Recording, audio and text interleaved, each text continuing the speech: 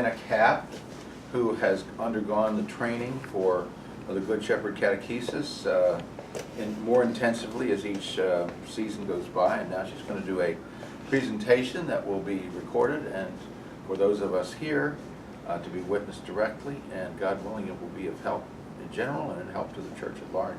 God be with you, give you strength. Let us pray.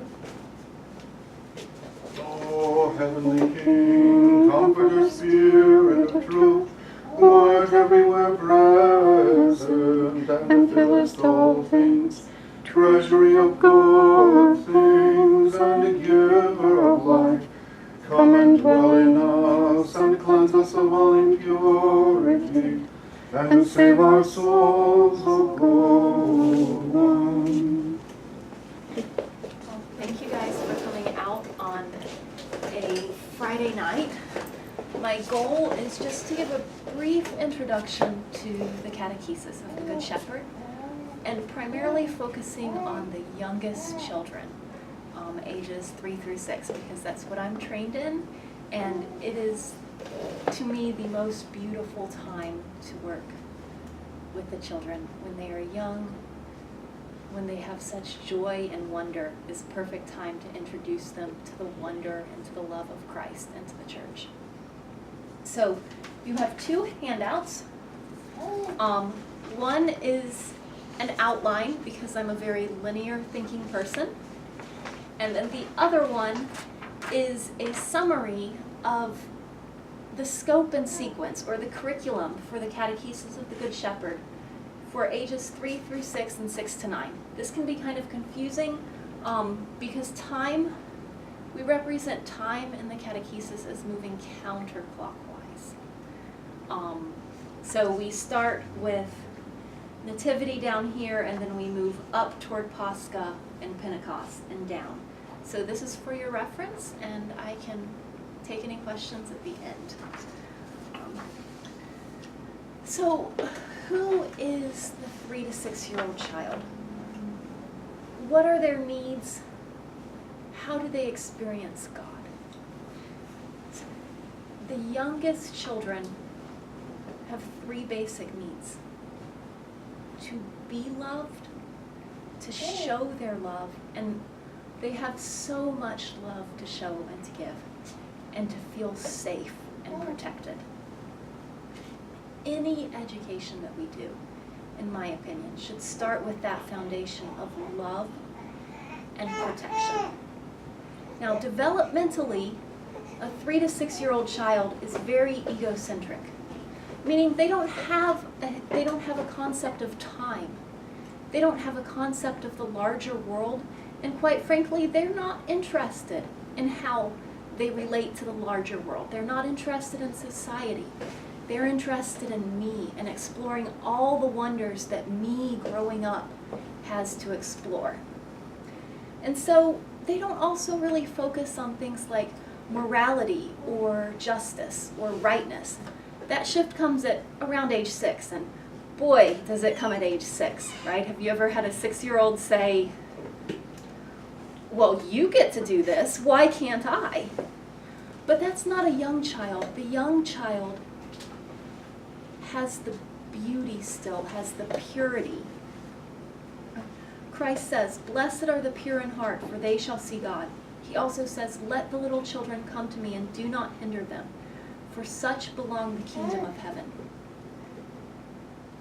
They have an innate knowledge of God, and they know how to experience Him and how to experience His love, if only we get out of their way. And so that's what they observe. They observe beauty. They observe wonder. Even the most mundane little rock that they find on a walk is a sense of wonder. It's amazing. They run up to you. Look what I found. Because everything in the world is new to them, and it's fresh to them.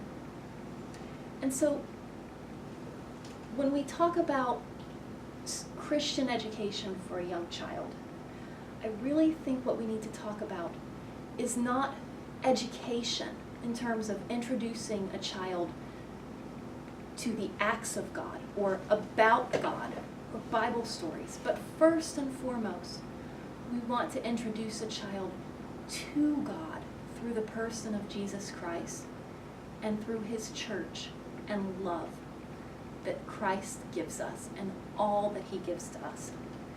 And so that's the goal of the Catechesis of the Good Shepherd for that 3 to 6 year old, is to firmly cement in them a belief in the all-encompassing love of the Good Shepherd. Because remember, they're looking for love, they're looking to express their love to other people, and they're looking to feel safe and protected. So how do we do that in an educational environment? So how do children learn when they're young? It's not really by books.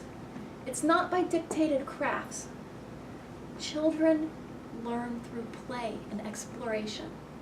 And science is showing that over and over again, that the best way that children learn is through working with their hands and figuring out on their own how things work. They're also very into repetition. Repetition is essential for understanding. How many times does a new toddler open and close a door? Because they've just figured out how their arms work and that they can do this. And they may open and close a door for 10 minutes. As an adult, we're thinking, really, kid? But that's what they need. That's the need to repeat, to work with their hands and to repeat. They're also very independent. And even I have my 3-year-old is always, I do it myself. I'm going to pour my milk by myself. Okay. They want to explore and discover concepts instead of be told them. And they want to be given the opportunity to do it themselves. And then finally, the young children all develop at different paces. Some may walk at 9 months, some may walk at 15 months. Others may be able to write their name at 3, some not till 5 or 6. And respecting that pace and that independence and the fact that the child knows what they need to learn is at the heart of the Catechesis of the Good Shepherd. We respect the child as an individual and a child of Christ, and we respect that they have their own relationship with Christ, and innately they have the ability to love and to be loved by the Good Shepherd. So now, how does Catechesis of the Good Shepherd really fulfill those educational needs? Well, so if I think back to my days in Sunday school, well, Sunday school didn't start at 3 years old, but let's say kindergarten. We all sat in a room, we listened to a Bible story, we heard a moral judgment, so something like, Cain was good, we follow Christ, or we follow God. We learn about God. We learn about Noah. We learn about Jonah being in the belly of the whale. And then when he repented and listened to God, he was spit up on the banks of Nineveh. But learning about God and about history is not where the young child is. Because remember, they don't have a concept of time and history yet. So the Catechesis of the Good Shepherd is a Christ-centered curriculum. We introduce the child to Christ and the kingdom of God first, before we add in other scriptural studies, either of moral parables like the prodigal son, or the Old Testament stories that we all know and love. First, though, we teach them about Christ and about his love. We also introduce a child to the essential elements of the liturgy. What do the colors of the priest's vestments mean? What is this, the name of this thing that the priest is holding in their hand? What does it mean when we make a matenia, or when we make the sign of the cross? All of these things allow the child the words to be fuller participants in the liturgy. Because liturgy is life, and it's wonder for them. And by giving them the vocabulary, they can become fuller participants with the rest of us in the liturgy. And so you see over here, almost everything on this first bench is designed to introduce Christ to the liturgy, or introduce the children to the liturgy. The vestments of the priest, the different colors, the liturgical calendar, a mini altar so they learn the names of the altar materials. This allows participation in the liturgy. Then we also have education through beauty. Some parents look askance at me because I provide cut glass crystal for the children to work with. When they work with pouring water from one thing to another, it's glass, and it's beautiful glass. We use real tools, we give them real tools, and every material is designed to be beautiful. That's a respect for the child. They want to work with beautiful things. Maybe at home they're always told, no, not yet, don't do that, be careful. That's what my daughter hears. But when they come into the atrium, or the room designed especially for them, all of these things are for them, and they're trusted to work with them to find calm and independence. And then the other thing is that this Catechesis of the Good Shepherd is very independent. As an adult, I'm there to read the Bible. I don't interpret. I let the children work with the material, because through the material and repeated use of the material, they come to understand some deeper truths about who Christ is and who the Good Shepherd is. And I'll go over that in just a minute. And then finally, there's a lot of repetition. Remember, a child needs to be able to repeat things at their own pace.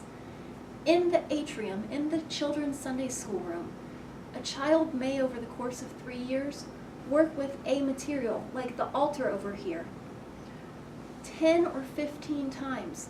They may see other children working with it and hear the names of candelabra, discos, chalice, more than 50 times in the course of 3 years. It allows them, through repetition at their own pace, to really cement the essential realities of their faith, of our faith, into their hearts.